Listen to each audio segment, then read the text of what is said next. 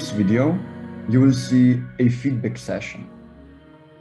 After a debate, it is the norm that you hold a debrief/feedback session with your students.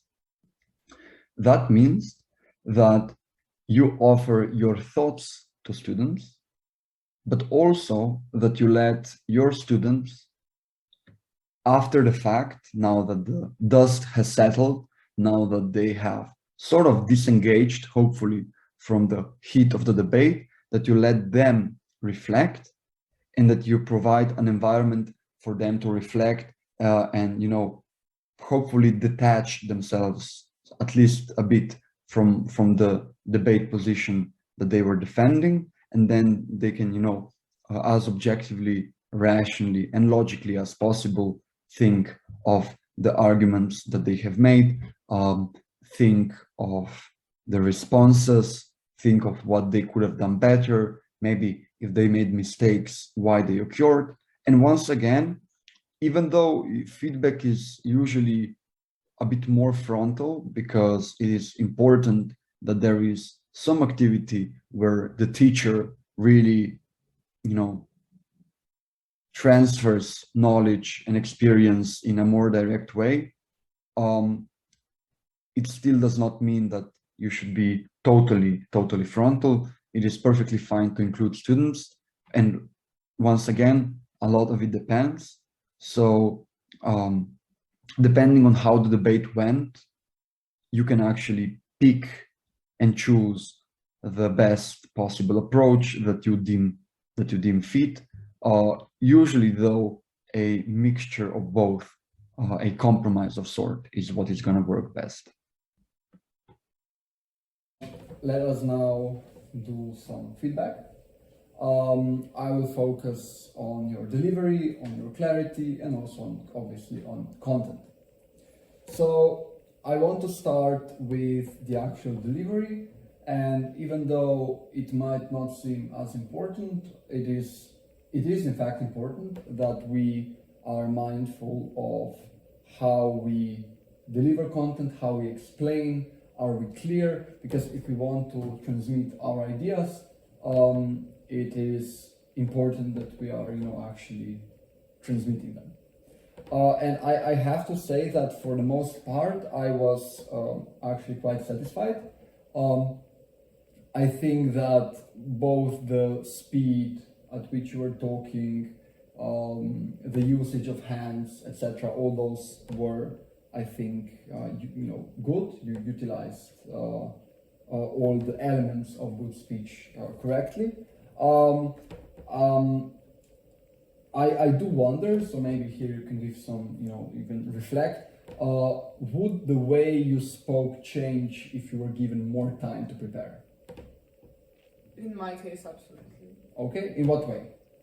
I think I would be able to structure it more, because I also had a feeling during the debate that I was explaining things too messily, so that everything was all over the place, and if I had more time, I guess I'd collect my thoughts more or something. Okay, yeah, but that's fair. What about you? Probably also same. Okay. Maybe any other piece of reflection on clarity.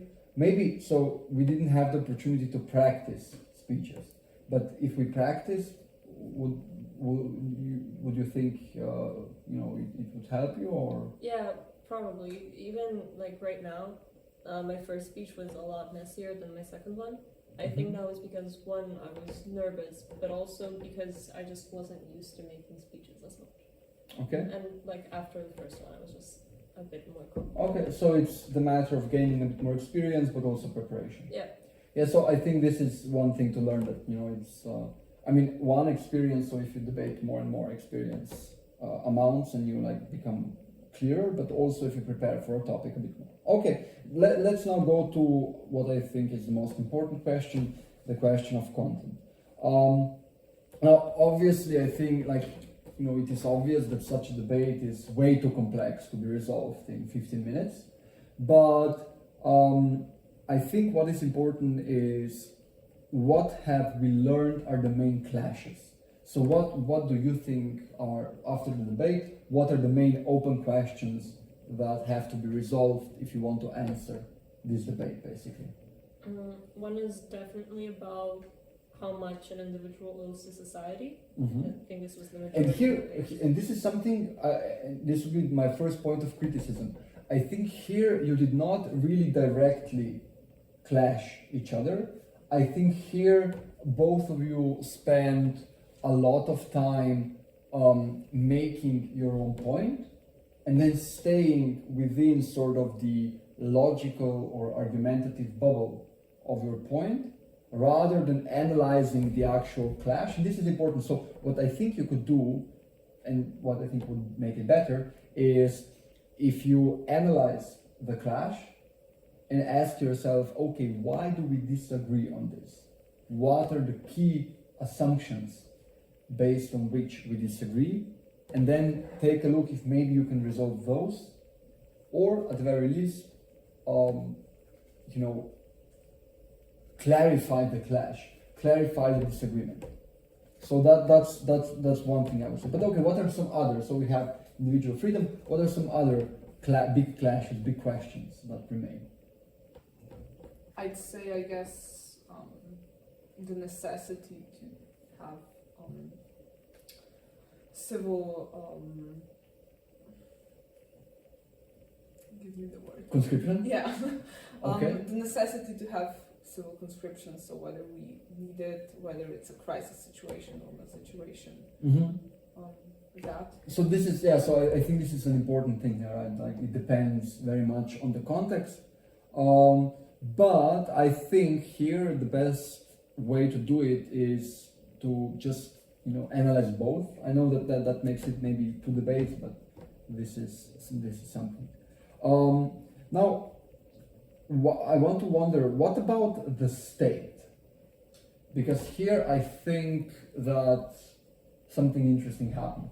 Because I think that you assumed that the state is smart, as you said. So you, and by saying that the state is smart, I think you assumed two things.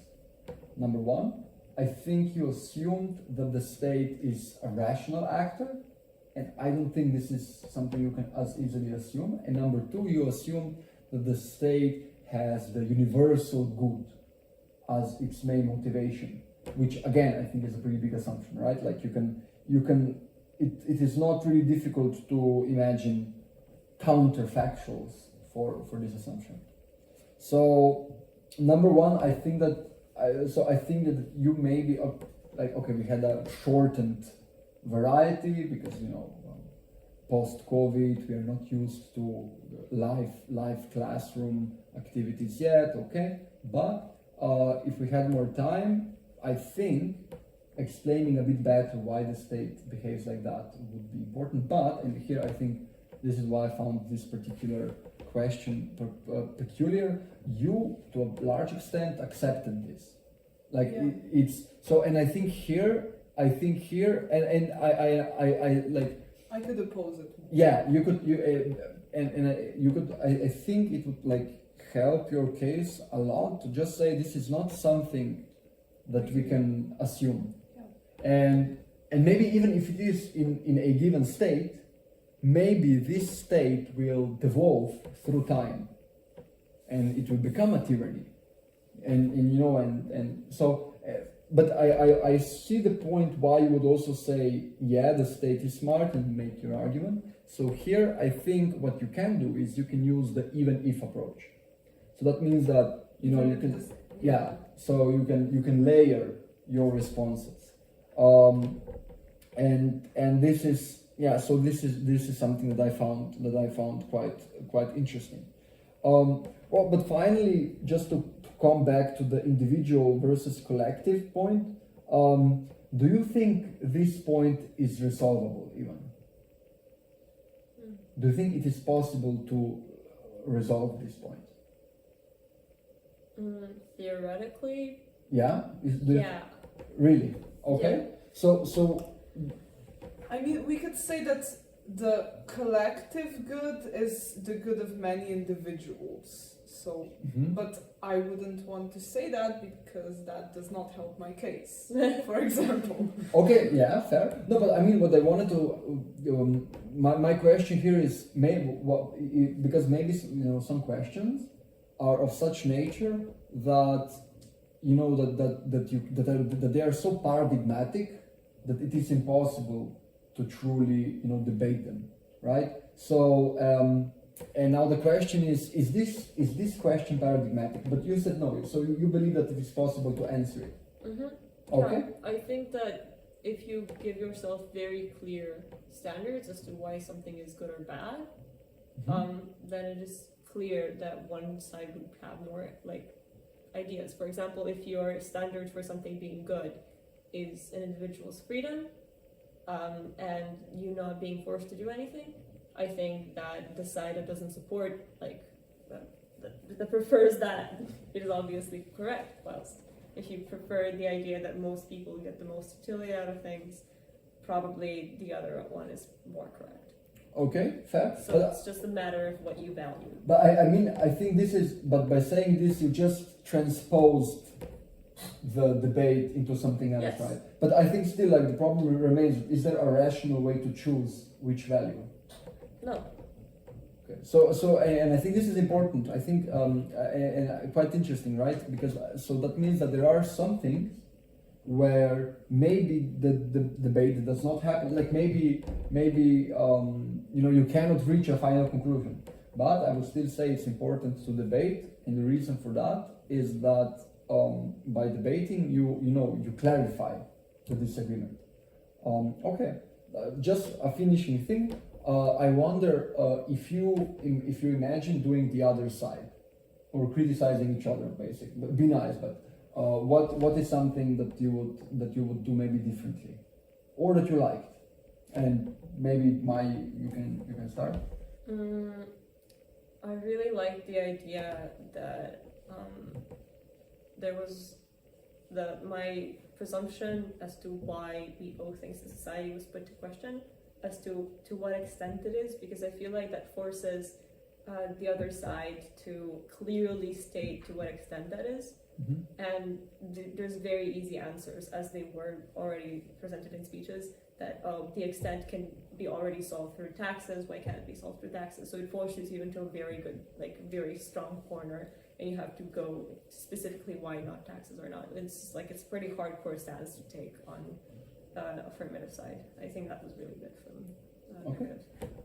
I really like the fact that you directly in the beginning set up the few things that you set up, because if I thought about these, personally I would not remember to do that, because I guess my style of debating is to have to put things fairly on each side, and I love the fact that you really establish something that will help your side. So state is smart, state knows what to do, and if the other team plays by your rules, it's much more likely for you to win the debate, and I really like that. Yeah. Okay. Well, thank you for the debate, and I hope you learned something from this experience. Thank you.